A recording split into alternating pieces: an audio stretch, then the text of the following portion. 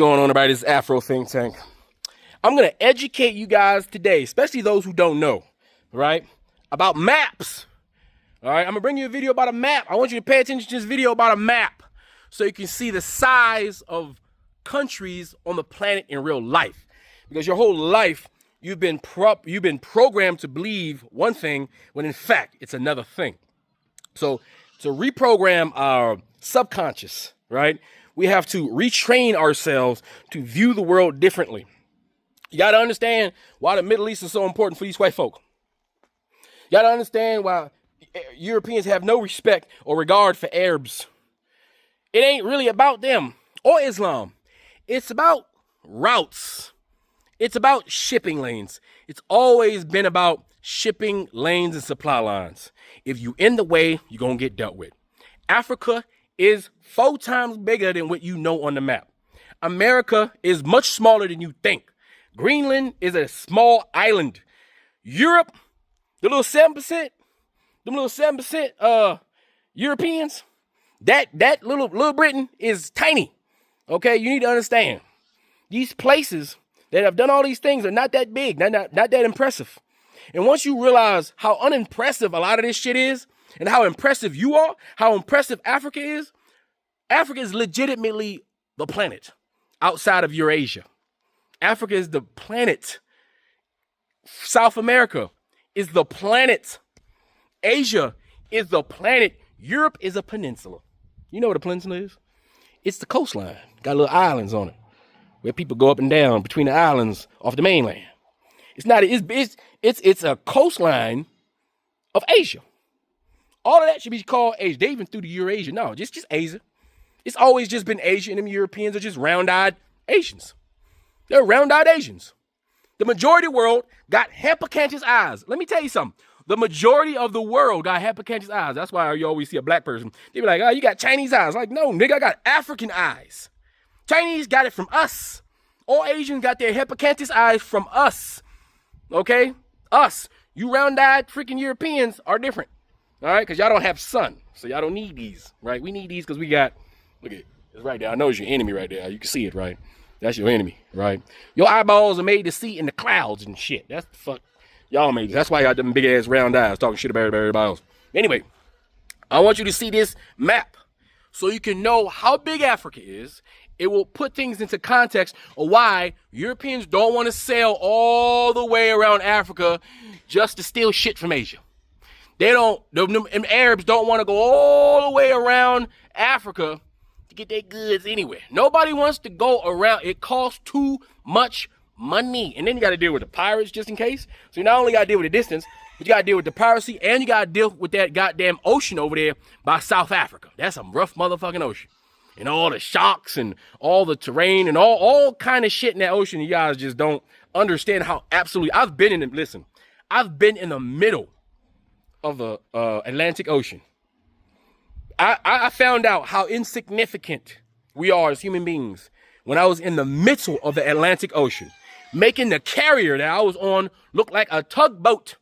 Okay? I seen waves, right, that looked like buildings. And it wasn't even a storm. Okay, you don't understand how big this world is, how massive. The word vast is more appropriate to use. Vast. Vast is you got to look up the definition of vast, okay, compared to big or large or giant, all right? Vast. That's how big Africa is, and vast is how big the ocean is. Ain't nobody trying to do that, all right? Trust me. So they rather genocide a group of Arabs, mixed mulattoes, all right, than spend their money and spend all that human capital to go around, Africa. That's just what it is. But anyway, without further ado, check out this goddamn map. And so you can know in your head, put it in your subconscious, that the earth don't look like what you think it look like. And that Africa is much more of the earth. And we are much more than you know subconsciously or consciously. Anyway, that's all I got to say. It's Afro Think Tank. Learn some, teach some. I'm out. On this map, Greenland and Africa look roughly the same size. Maybe Africa is a little bigger, but they're in the same ballpark, right? But here's the deal. Africa is actually 14 times larger than Greenland. 14 times! And maps like this one didn't just get it a little wrong, it got it catastrophically wrong. This is the map many of us grew up with. It was the one that was in my classroom and possibly yours as well. Thing is, maps like this portray a distorted version of reality. Let me show you how. Let's start with what we think we know. This is the Mercator projection, probably the most common world map of all time. And on this map, certain things look off, but you might not have noticed because at this point, this is just what a world map looks like to many of us. Greenland looks massive. Russia also is enormous. Alaska and Canada are ominous giant land masses. And Africa, it looks fine, normal sized. Now, here's what these places actually look like when you correct for the distortion. Africa. The entire United States fits inside of Africa. So does China. So does India. You could fit most of Europe in here too and still have room left over. Africa is absolutely massive. Greenland, it's roughly the size of the Democratic Republic of Congo. That's one country inside of Africa, just one. Alaska, which looks huge on this map, is actually smaller than Libya. Considering that these are the maps that are in classrooms, on walls, in movies, the one you've seen 1,000 times, it has subconsciously and fundamentally distorted your perception of what Earth actually looks like. Okay, but why? If this map is so wrong, why is it everywhere? Why did we all grow up with this thing? Why is it still in use today in Google Maps? Here's the thing. The Mercator projection wasn't designed to teach geography. It was designed in 1569 by a Flemish cartographer named Gerardus Mercator, and it was made for one very specific purpose: ocean navigation. And for that purpose, it's actually brilliant. If you're a sailor in the 1500s, you need to be able to plot a course on your map. You need to draw a straight line and have that translate into a constant compass bearing. North-northeast the entire way, for example. Mercator does that perfectly. Any straight line you draw on this map is a line of constant direction. Works great for navigation and is why it's still the most used map projection of all time. The trade-off: to make that map work, you have to stretch land masses the further you get from the equator. The poles get absolutely massive on the map, even though they're tiny in reality. Countries near the equator stay relatively accurate, but the further north or south you go, the more distorted everything becomes. Mercator knew this. He understood the trade-offs. He never intended for this to be hanging in classrooms or living rooms. It was a tool for sailors. But it became the standard anyway. So why did a 450-year-old navigation tool become the default way we visualize the planet? There are a few reasons. First, and this is worth acknowledging, the Mercator projection was created during the Age of Exploration. European powers were colonizing the world, building empires. And on this map, Europe looks pretty impressive. Britain, which is actually smaller than the state of Oregon, looks massive and imposing. Scandinavia looks huge. Meanwhile, Africa, which is bigger than all of North America, looks rather compact and manageable. Was this intentional? Probably not at first, but it is worth noting which version of the world stuck around for centuries.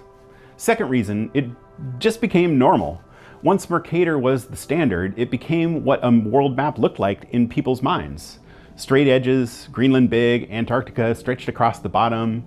Everything else kind of looked weird or looked wrong. And third, practically speaking, Mercator is easy to work with. It's a rectangle, easy to print, easy to hang on the wall, fits nicely in a textbook or a frame. A lot of the alternative projections are ovals or interrupted shapes that are just harder to deal with. But here's the problem. We stopped using paper charts for navigation decades ago. We have GPS now. We have satellites. We have digital maps that recalculate in real time. Yet this 450-year-old sailor's tool is still the default way most people picture Earth. And I think that matters. So what's the alternative? Well, there are actually dozens of different map projections out there. And here's the thing about map projections. You can't have it all. You're taking a sphere and flattening it onto a rectangle. Something has to give. So every projection makes trade-offs. There's still no such thing as a completely accurate flat world map. This is the Gall-Peters projection, also called an equal area projection. This one prioritizes accurate size. Every country is shown at its true relative area. Africa looks huge on this map because it is. Greenland looks small because it is. The trade-off? Shapes get distorted, especially near the equator. Countries look stretched vertically. It's a little weird to look at if you're used to Mercator. This is the Robinson projection. It's a compromise, a little bit of distortion everywhere, but nothing too extreme. It's not perfect for size, not perfect for shape, not perfect for anything really, but it's good at everything. National Geographic used this one for decades. This is the Winkel triple. Another compromise projection that tries to minimize distortion of size, shape, and distance all at once. This is what National Geographic uses now.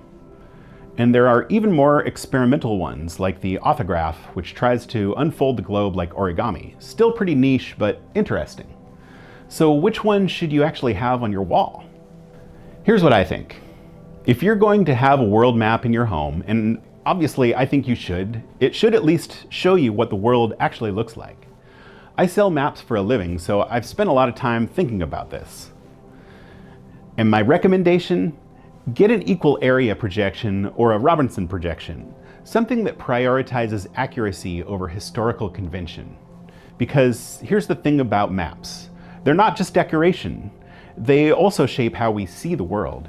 If you spend your whole life looking at a map where Africa looks small, where Europe looks massive, where distances are completely wrong, that affects how you think.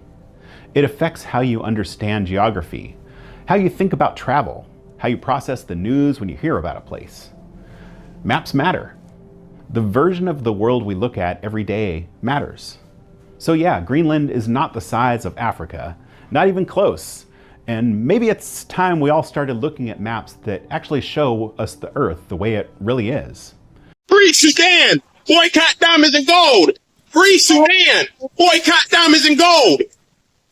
We most definitely cannot forget about the people of Sudan! Thanks for watching Afro Think Tank. Don't forget to like, share, and subscribe. And follow me on Substack and Patreon for more content. Remember, it's Pan-Africanism or nothing.